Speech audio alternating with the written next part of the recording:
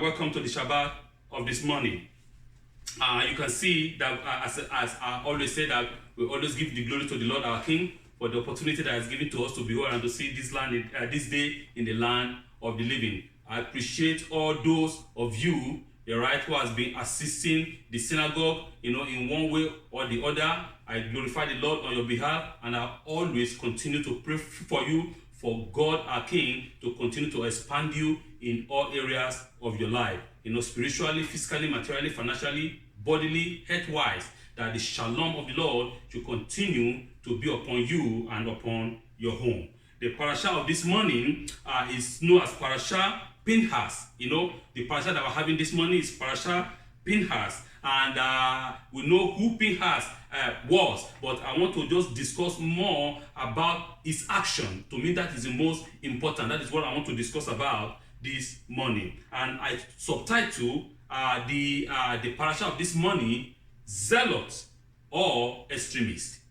Is Pinchas a zealot or an extremist? So I want to give a deep understanding concerning these two English nouns, because zealous is before we go, I want us to define who is a zealot and who is an extremist. We need to understand these two words, because extremist is a kind of a derogatory noun, that they use, so because the definition seems completely the same, like very, very similar. So I want us to know who, or understand who is a zealot and who is an extremist. According to the English dictionary, a zealot is a person who is fanatical and uncompromising in pursuit of their religious, political, or any other of their ideas.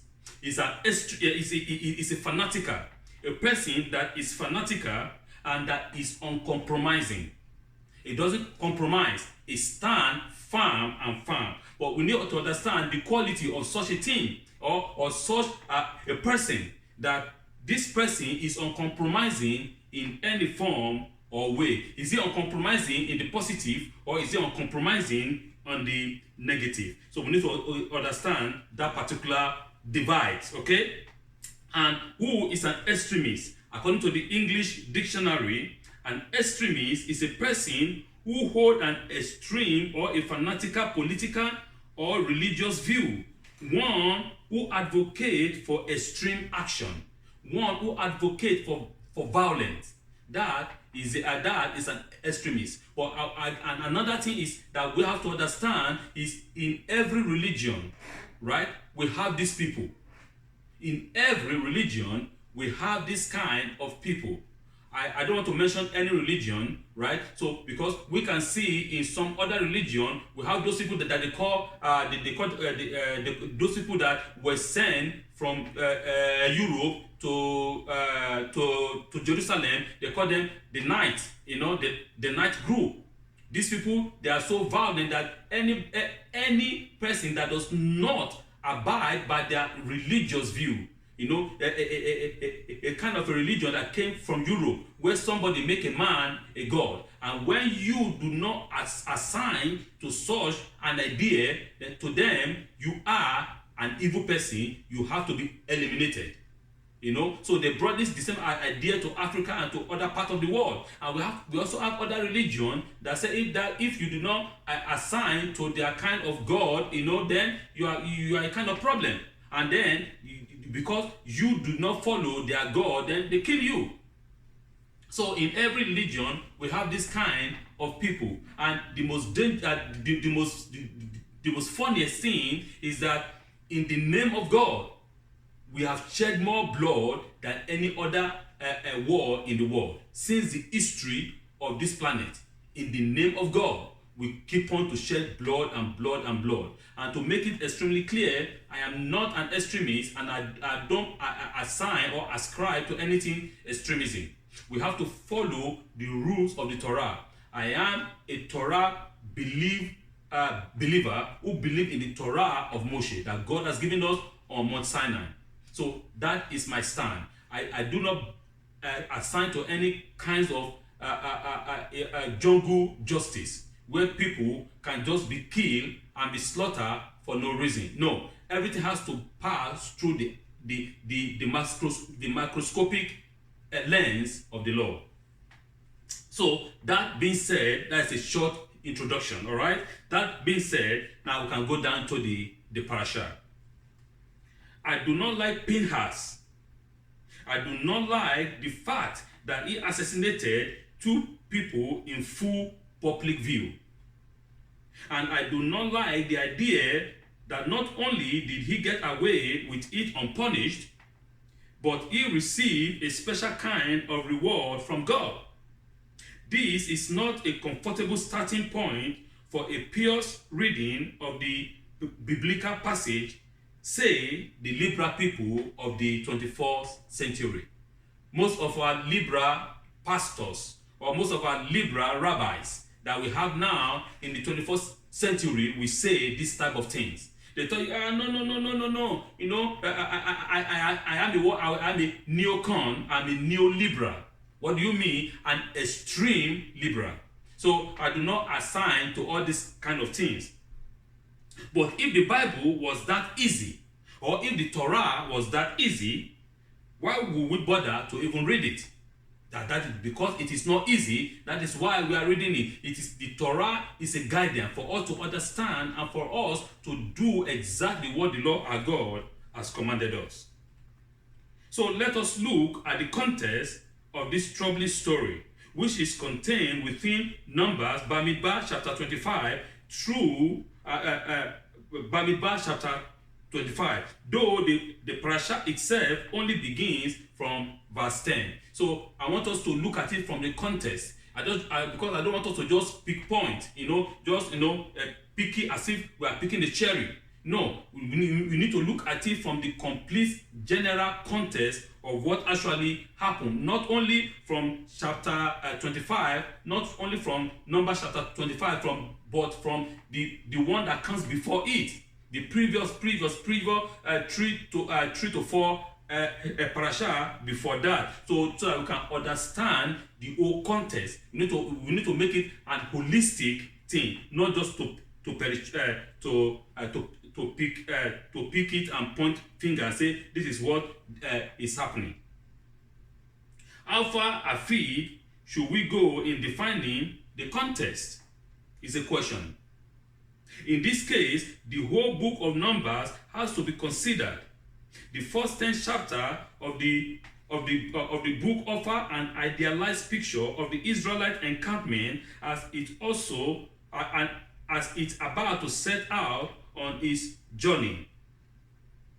In particular, the tasks of priests and Levites are sketched out, and as it is their central role in the sanctuary. We can see that the role of the Levites was completely, was like black and white, completely sketched out in this parasha. What is their role, what to do, and what is their activities in the sanctuary.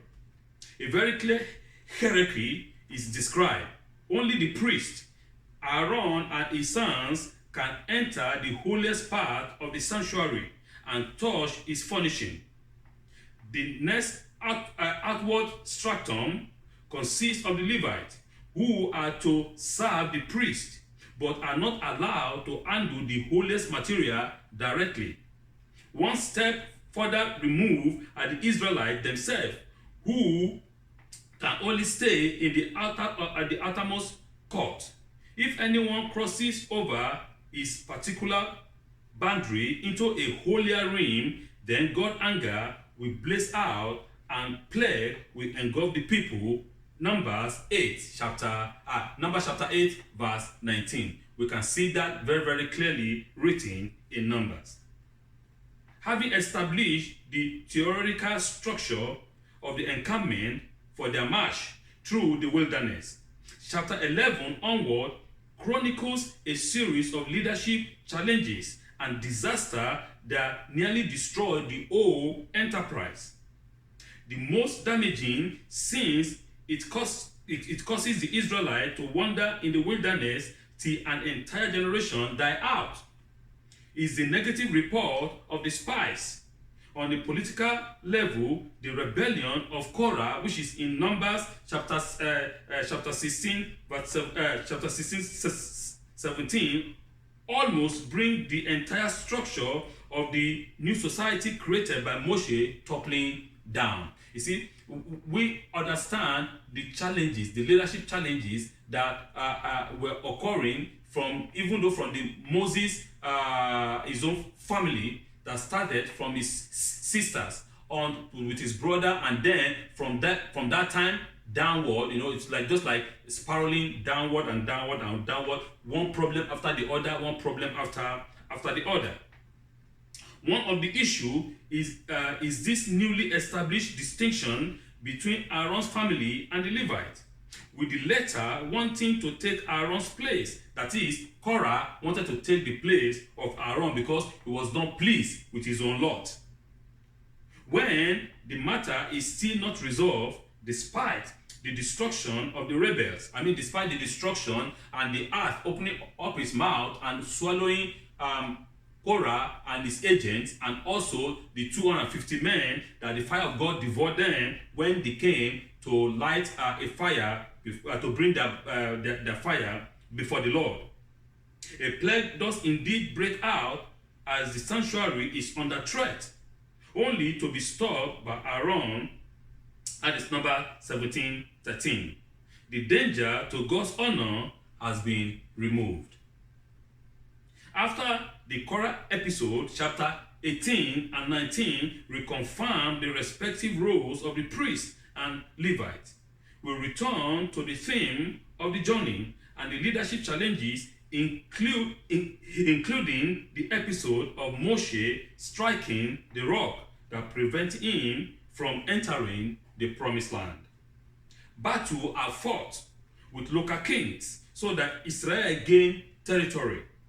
Within this sequence come 3 chapters about Balaam, which some other people might call him Bilam, but we call it Balaam, who is summoned by Balak, king of Moab, to curse Israel, but who end up blessing them. That was one that we read last week. Then comes the Pinchas episode. In this context of the relations between Israel and other local peoples and the temptation to accept their gods based on the advice of Balaam. If we remember that Balaam was the one that advised Balak to do this trick in order for God to be angry with Israel. The Israelite men are seduced by the Moabite women and are led into idolatry, so that Israel yoke itself to Baal-peor. So we yoke ourselves with Baal-peor. That means the gods of the Canaanites. That is Numbers chapter 25 from verse 1 to 3. The brief description in the Torah hints at any numbers of religio-political factors that comes into play here. And what are these religio-political factors that we have to discuss about? The story is narrated in the context of the Israelites settling in the towns that they have conquered or captured from the Canaanites, and presumably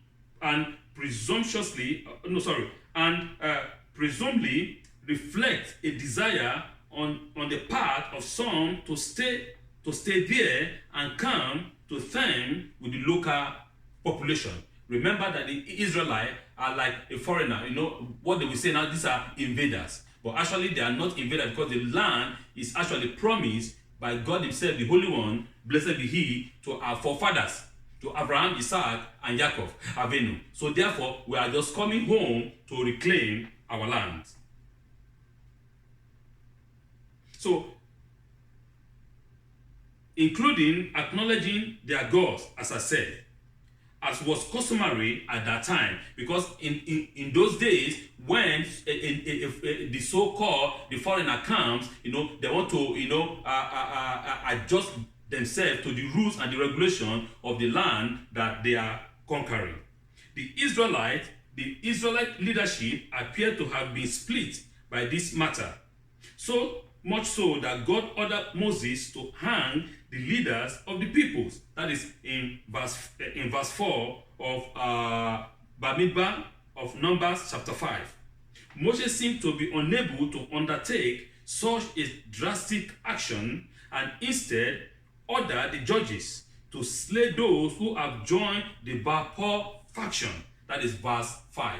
When God himself commanded Moshe to slaughter, to destroy, to kill all the leadership of those, that have not obeyed the Torah.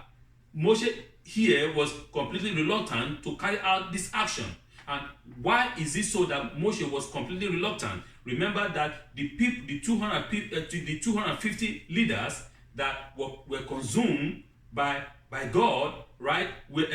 Those people, after they died, the Israelites were not, they were not at peace. So they begin to accuse Moshe that Moses knew, and Moses directly, it was that the killing of those 250 men were as a result of the fault of Moshe. And so therefore here, God is commanding Moshe to remove all the leadership. Is now very, very reluctant because we need to put ourselves in Moses' shoe. Moses is a human being like us. He has bone, he has flesh, he has blood running through him. And so he has to consider to try to balance things up. I'm not trying to say that Moshe is trying to argue with God. No, what I'm saying is that he is reluctant to carry out this order.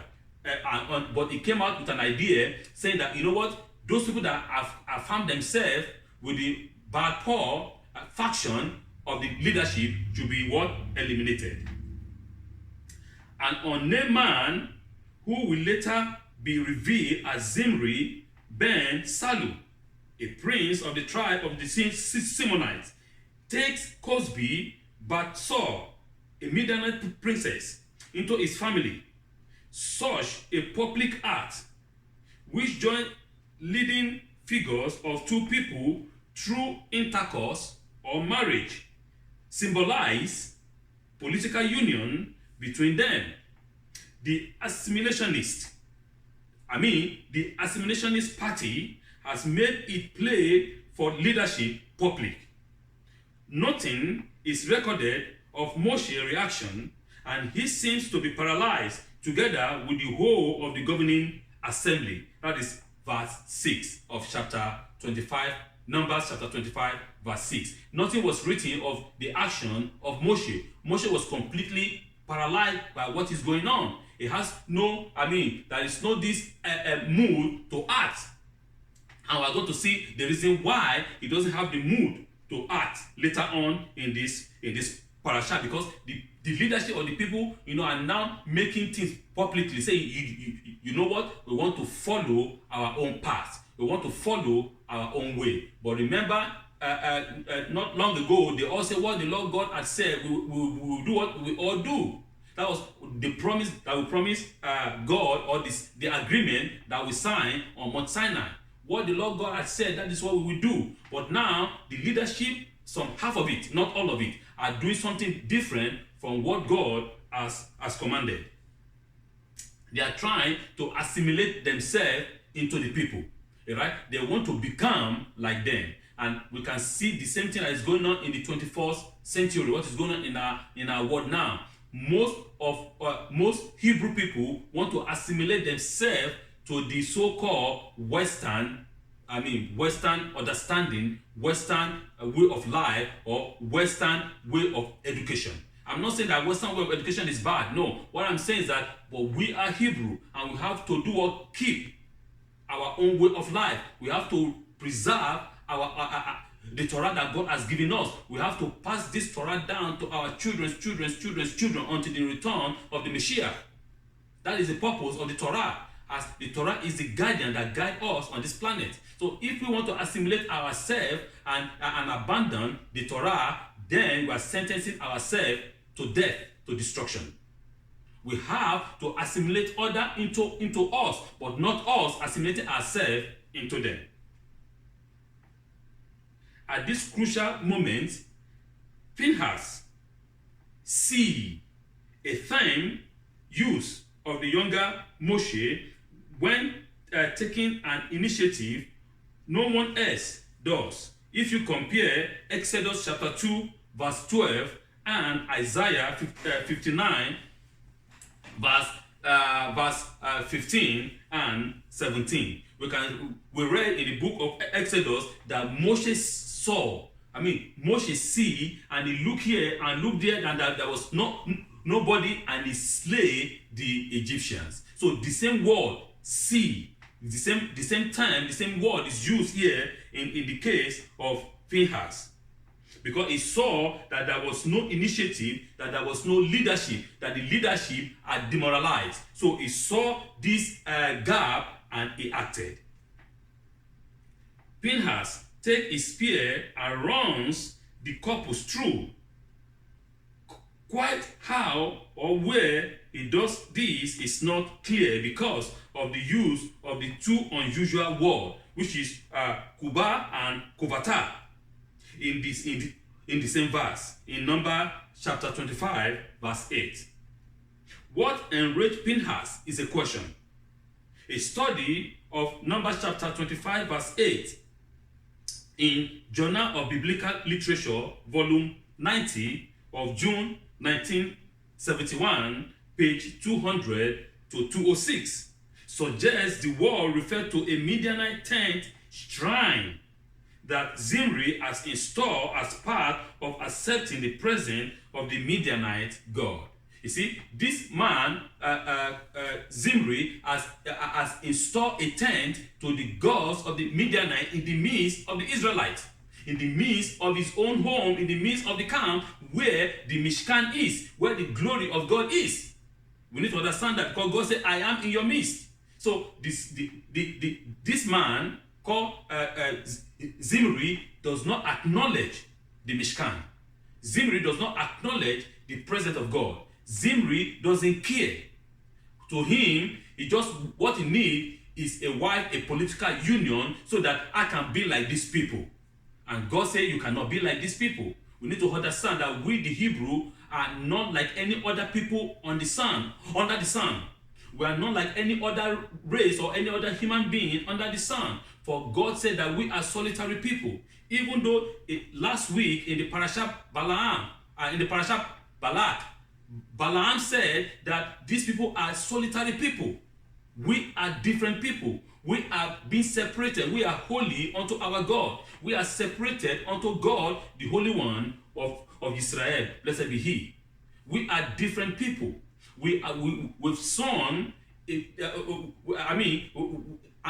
agreement on Mount Sinai that we will follow God and we will do exactly what God has commanded us. For us to be a light to the entire world, that through us, the whole human race can return back to the Creator. That the whole human race can return back to God, the Most High. Hence, the sentence will read, hence the statement will read, following the Israelite into the shrine, he ran them both through, the Israelite and the woman in her shrine. By this reading, it is not some sexual act, or at least not that alone, that has offended Pinchas, but is blatant introduction to a form of a foreign worship in the heart of the Israelite encampment. With the apparent lack of leadership from Moshe, he takes the law into his own hand and strikes. That is exactly what happened. What I'm trying to give us understanding here is, it is not because most of our rabbis will say, it's because of the sexual act, the public display of sexual act. That is not only the case here, but the case here is this sense that I am a prince and I can do whatsoever I want to do, and nobody can ask me a question. I don't care about your word. I don't care about the Mishkan. I don't care about the God that you serve. I'm going to do what I want to do. I don't care about the judgment. I don't care about the laws that is written that everybody is equal before the law. I don't care, because I am a prince. I am above the law. Right? That you can bring another God into the midst of your own people, so that you would publicly demonstrate that you are not under the law of the Torah. And this is a public display of complete disobedience before God. His action is effective. The action of Pinchas. Because we are now told that a plague that has ravaged the people is stopped. So, the cases where the sanctuary is affected, this event does not seem so to imply an infringement of God's honor. As a result, Pinchas acquired a reputation as a troubleshooter, or at least as someone to encourage wavering spirit. So, he is present at the Israelite attack the Midian, Numbers chapter 31, verse 6. He heads a delegation that investigates an altar set up by the 2.5 tribes on the east side of the Jordan in the book of Joshua chapter 22, verse 23. He also encourages the Israelites at the onset of their civil war with the Benjamites. That is in the book of Judges chapter 20, verse 28. We can see who Pinchas was. He was a man of justice. He was a man that stands firm and does not waver left or right, but stand firm to see that the right thing is done, even though in the midst where the leadership is in a disarray, where the leadership are unwilling or they're demoralized. This young man stood up and he acted, and his action actually saved the people of Israel, saved the entire enterprise from running aground. The rabbis, building on the frequent references to his zeal for God, identifying him with Eliyahu, with Elijah, who is similarly passionate about the word of God. But they were understandably concerned with his taking the law into his own hand and assassinating people. Since God appeared to approve his action, he is also praised for it again in the book of Psalm, chapter 106, verse 30 to 31. They had to find a solution and assume the existence of an emergency law that covered such a situation. That is what our rabbis did. But what of the reward God offered him? In a bizarre paradox, he is giving God's covenant of peace in the book of Numbers, chapter 25, verse 12. And to his descendant is given the covenant of eternal priesthood. This later may mean simply the ratification of the priesthood given to Aaron the Kohen and his descendants, or even the granting of the high priest. But how can we reconcile both these gifts with his act and with a man of such violence, you might say? The best explanation I have heard came from Rabbi Dr. Norman Shlomo, who asked the question, what do you do with a fanatic? Since there are always such zealous people around, and they can do a lot of damage if they are not kept in check. How do you contain them? That is the question. How do you contain this type of people? We always have them.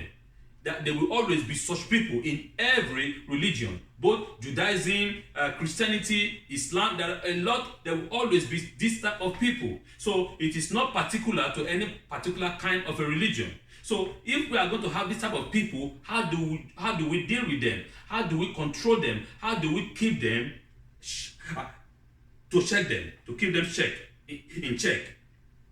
How do we contain them?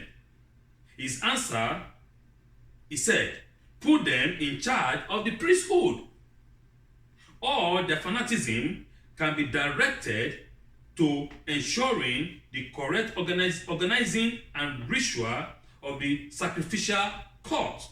That means that put them in charge of the actions. Let them direct their energy to the Mishkan. Let them direct all this energy that they have into the organizing of the sacrificial court, all the things all the activities that is taking place in the Mishkan. The maintenance of all the hierarchical boundaries within the sanctuary, and the appropriate dispatching and distribution of animal sacrifice.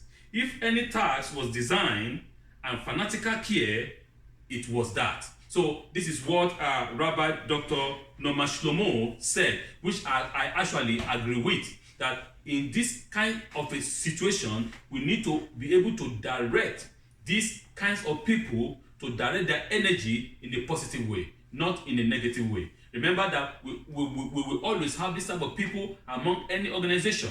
People will call them all kinds of names.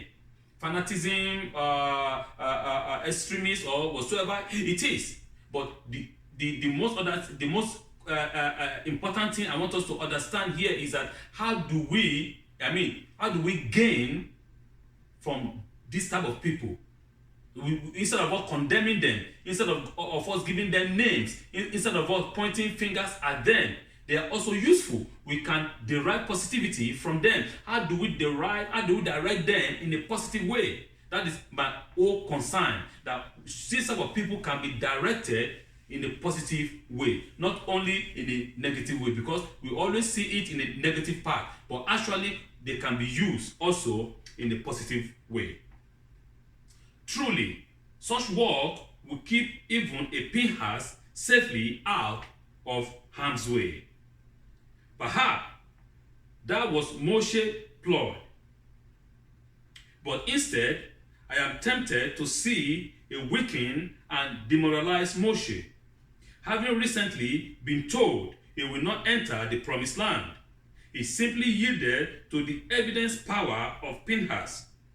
Moreover, his action seems to serve the immediate need of the people if their journey to the promised land was to continue. So we can see that Moshe was completely demoralized after hearing the news that he's not going to enter the promised land. So he just, okay, that is it. I have tried my best. I have done all these things, according to what God has commanded me. But these people, they freak me out. As I always said, the hardest beings to control is a human being. You see, people think, I am the leader, I can do this and that. That is the purpose of leadership. No, the purpose of leadership is not for you to reign over people. God is our king, and God is one that reigns over us. You as a leader, as servant, your job is to serve the people, to make sure that they are protected, to give your life for them, to defend them in all areas of your life. That is what a leadership means. Not just to sit down and enjoy yourself and party and your people are suffering and dying, but while you are living in palace. So, as I'm saying that we can actually direct Pinchas in a positive way, and that is exactly what Moshe did. So we have a lot of Pinchas among us. Pinchas is still living among us. So we don't have to point finger at them or condemn them and say that they are evil or bad. No, but what I'm trying to give us this morning is for us to be able to redirect these people in the path of light, in the path of justice, in the path of righteousness. That the energy that they have can be used positively in the synagogue, in the house of God, among the family of Israel. See, the parasha Zealot of extremists.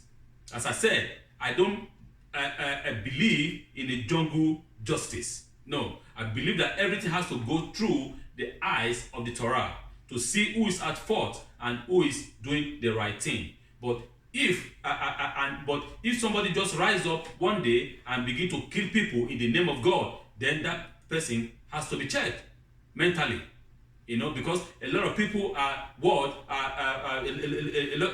lot of people have this derision in their head that God is speaking with them, or they have some mental issue, and they'll say God is speaking with them, so I can go and kill. No, you have to understand. In such a case, such a person need a treatment, because we cannot be killing in the name of God. God will just look at us and say, what is wrong with these people? Why are they killing themselves in my name. So, but if God has commanded us to act on an action, then we act.